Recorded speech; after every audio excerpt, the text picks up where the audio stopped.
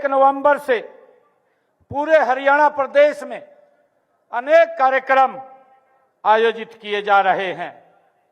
जब भी गुरु जी के बलिदान की बात होती है तो उनके शीश की रक्षा करने के लिए अपना शीश देने वाले अमर शहीद दादा खुशहाल सिंह दैया जी के बलिदान को याद किया जाता है। आज हम उनके 350वें बलिदान के उपलक्ष्य पर इस राज्य स्तरीय समारोह में आज हम एकत्र आए हैं। मैं सबसे पहले इस पवित्र भूमि पर वीरता, बलिदान और धर्म की रक्षा के महान आदर्श दादा खुशहाल सिंह दैया जी को नमन करने के लिए एकत्र हम हुए हैं।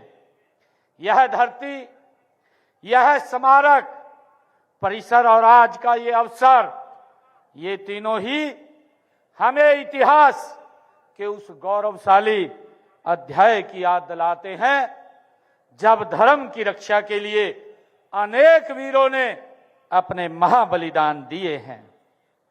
साथियों, दादा खुशहाल सिंह जी दैया का बलिदान इतिहास के इसी अध्याय में स्वर्ण अक्षरों में ये लिखा गया है।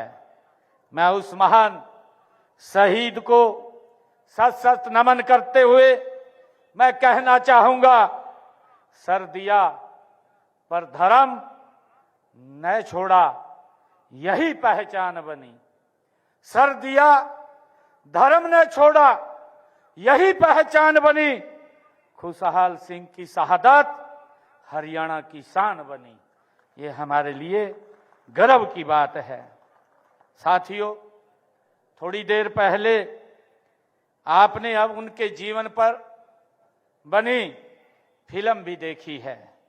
इस फिल्म को बनाने का उद्देश्य भी यही है कि ऐसे अमर बलिदानी दादा खुशहाल सिंह जी, उनके जीवन की गाथा, जो उन्होंने महान बलिदान दिया, उनके बलिदान के बारे में जन जन को इसके बारे में पता चले।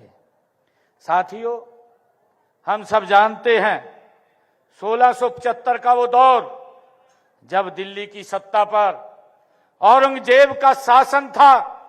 एक तरफ अत्याचार और जबरन धर्मांतरण की आंधी चली हुई थी, दूसरी तरफ सत्य, धर्म और मानवता के लिए प्राण न्यौछावर करने वाले गुरु तेग बहादुर जी थे।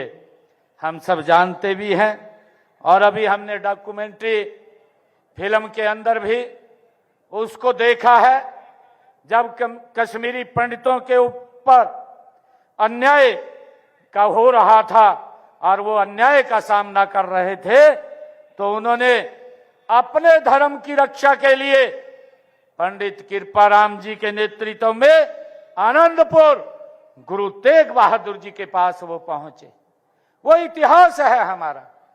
जब वो गुरु तेग बहादुर जी के पास पहुंचे, उन्होंने अपनी व्यथा सुनाई और उन्होंने कहा कि हमारे ऊपर इतना बड़ा अत्याचार किया जा रहा है, जबरन धर्मांतरण किया जा रहा है, परिवार के अंदर बेटियां, महिलाएं सुरक्षित नहीं हैं।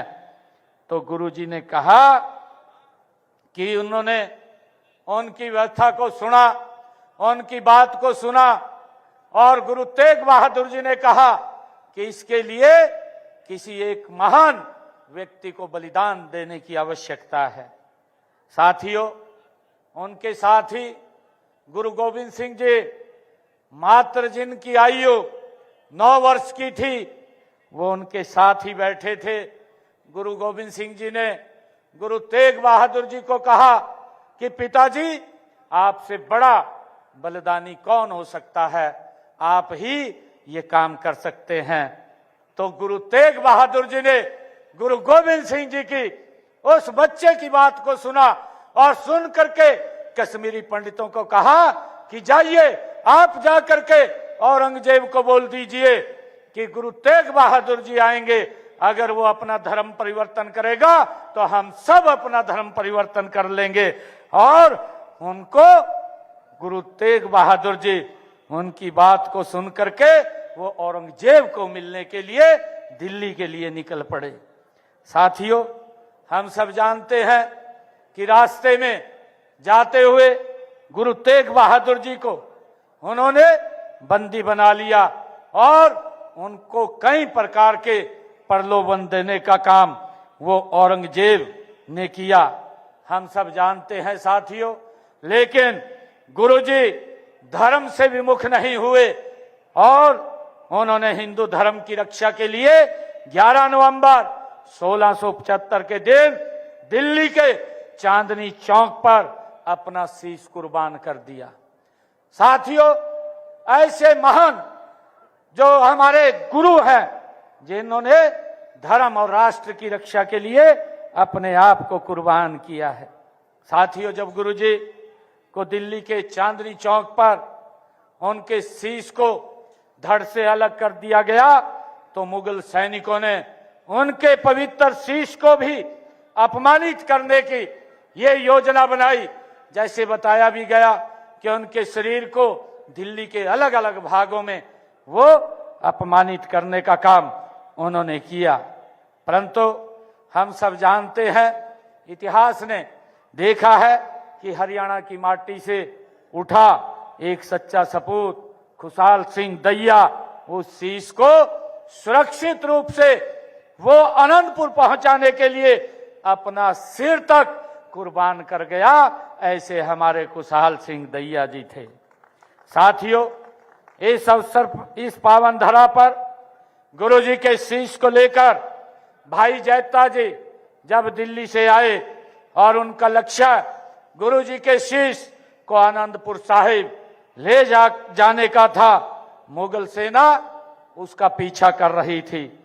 भाई जैता जी, हम सब जानते हैं कि उसी समय गढ़ी खुशहाली, जो आज बड़ खालसा के नाम से इस पवित्र स्थल का नाम रखा हुआ है, ये गढ़ी खुशहाली में दादा खुशहाल सिंह दैया जी के वो घर में पहुंचे और भाई जैता जी ने उसे गुरुजी के शीश और मुगल सेना द्वारा उनका पीछा किए जाने की वो बात कही और खुशहाल सिंह जी ने समझ लिया।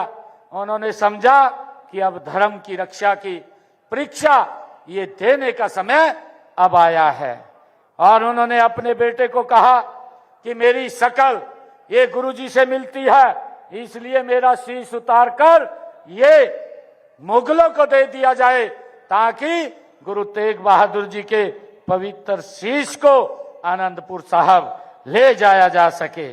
साथियों, हम सब जानते हैं कि मुगल सैनिक खुशहाल सिंह दहिया जी का सिर गुरुजी का शीश समझकर उसे वो दिल्ली ले गए और दादा खुशहाल सिंह दैया का यह त्याग इतिहास का वह पन्ना है जो आने वाली पीढ़ियों को यह सिखाता है कि जब धर्म और मानवता संकट आए तो हरियाणा का वीर कभी पीछे नहीं हटता, वो अपना बलिदान देने में आगे होता है।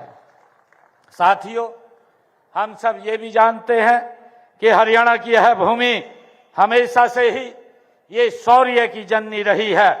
यहीं से ही महाभारत के मैदान में श्री कृष्ण जी ने गीता का पवित्र संदेश वो जन जन के लिए दिया था और यहाँ से 25 किलोमीटर की दूरी पर ही शहरी खांडा की वह पावन भूमि है जिसे बाबा बंदा सिंह बहादुर ने सन 1708 में अपना पहला सैनिक मुख्यालय इसी पवित्र भूमि पर बनाया था। वहां पर हम सब ने बाबा बंदा सिंह बहादुर जी की प्रतिमा वो भी स्थापित की हुई है। वहीं से उन्होंने सोनीपत पर हमला किया था और वहां से मुगल फौजदार को हराकर शहर पर कब्जा कर लिया था। इसी धरती पर दादा खुशहाल सिंह दैया ने अमर बलिदान दिया था। साथियों, दादा खुशहाल सिंह दैया जी का ये बलिदान केवल धार्मिक नहीं था, वह एक राष्ट्रीय चेतना का ये प्रतीक था। साथियों, हम सब जानते हैं उन्होंने सिख धर्म के प्रति निष्ठा रखते हुए यह भी संदेश दिया कि धर्म मानवता की रक्षा का ये मार्ग है।